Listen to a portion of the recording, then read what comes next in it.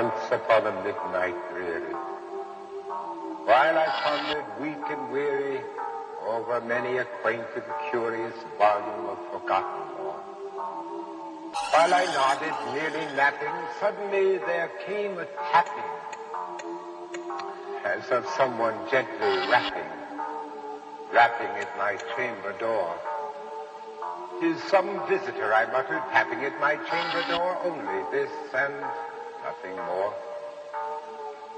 Distinctly I remember it was in the bleak December, and each separate dying ember wrought its ghost upon the floor. Eagerly I wished the morrow, vainly I had sought to borrow from my book surcease of sorrow, sorrow for the lost Lenore, for the rare and radiant maiden whom the angels call Lenore, nameless here forevermore. And the silken, sad, uncertain rustling of each purple curtain thrilled me, filled me with fantastic terrors never felt before, so that now, to still the beating of my heart, I stood repeating, "Is some visitor entreating entrance at my chamber door? Some late visitor entreating entrance at my chamber door?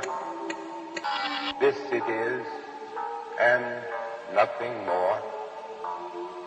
Presently my soul grew stronger, hesitating then no longer. "Sir," I said, "oh, madam, surely your forgiveness I implore. But the fact is I was napping, and so gently you came rapping, and so faintly you came tapping at my chamber door, that I scarce was sure I heard you. Here I opened wide the door. Darkness there, and nothing more. Deep into that darkness peering long, I stood there wondering, fearing, doubting, dreaming dreams no mortal ever dared to dream before. But the silence was unbroken, and the stillness gave no token, and the only word there spoken was the whispered word, "Lenore." And I whispered back, and an echo murmured back, "Lenore." Merely this, and nothing more. Back into the chamber turning, all my soul within me burning. Soon again I heard a tapping, something louder than before. "Surely," said I, "surely that is something at my window lattice. Let me see what then thereat is, and this mystery explore. Let my heart be still a minute, and this mystery explore." 'Tis the wind and nothing more. Open here I flung the shutter, when with many a flirt and flutter in there stepped a stately raven of the saintly days of yore.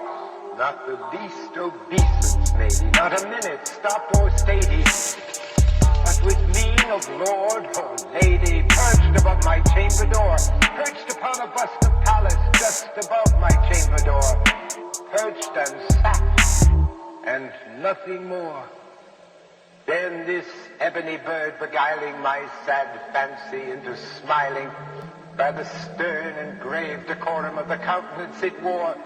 "Though thy crest be shorn and shaven, thou," I said, "art sure no craven, ghastly, grim, and ancient raven, wandering from the night's Plutonian shore. Tell me what thy lordly name is on the night's Plutonian shore." Quoth the raven, "Nevermore." Much I marveled this ungainly fowl to hear discourse so plainly, though its answer little meaning, little relevancy bore. For we cannot help agreeing that no living human being ever yet was blessed with seeing bird above his chamber door, bird or beast, upon the sculptured bust above his chamber door, with such a name as Nevermore. But the raven, sitting lonely on his placid bust, spoke only that one word, as if his soul in that one word he did outpour. Nothing farther than he uttered, not a feather than he fluttered, till I scarcely more than muttered, other friends have flown before. On the morrow he will leave me as my hopes have flown before. Quoth the raven, nevermore. Startled by the stillness broken by reply so aptly spoken, doubtless, said I, what it utters is its only stock and store, caught from some unhappy master, whom unmerciful disaster followed fast and followed faster, till his songs one burden bore, till the dirges of his hopes that melancholy burden bore of never, nevermore. But the raven, still beguiling all my sad soul into smiling, straight I wheeled a cushioned seat in front of bird and bust and door, and upon the velvet sinking I betook myself to linking fancy unto fancy, thinking what this ominous bird of yore, what this grim, ungainly, ghastly, gaunt, and ominous bird of yore meant, croaking, nevermore. Thus I sat engaged in guessing, but no syllable expressing to the fowl, whose fiery eyes now burned into my bosom's core.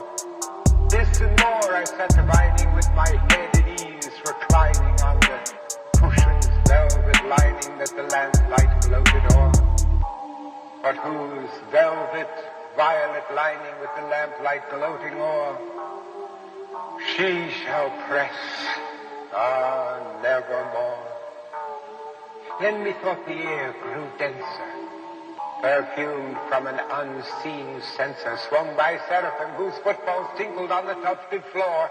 Wretch, I cried, thy God hath lent thee, by these angels he hath sent thee respite and nepenthe, from the memories of Lenore. Quaff this kind nepenthe, and forget this lost Lenore. Quoth the raven, nevermore.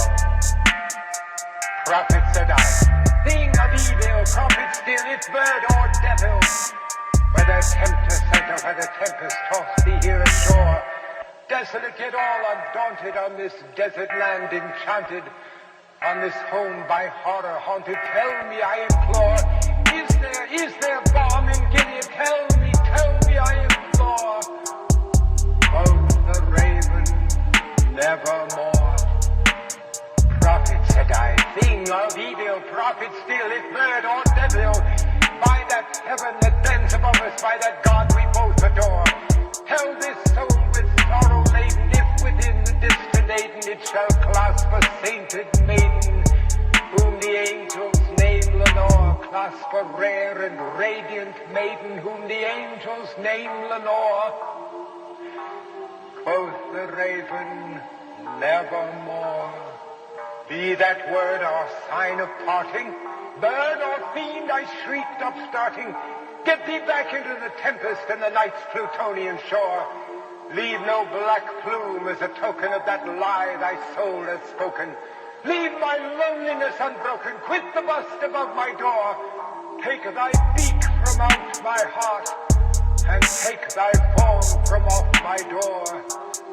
Quoth the raven, nevermore. And the raven, never flitting, still is sitting on the pallid bust of Pallas just above my chamber door, and his eyes have all the seeming of a demon's that is dreaming, and the lamplight o'er him streaming throws his shadow on the floor, and my soul from out that shadow that lies floating on the floor shall be lifted nevermore.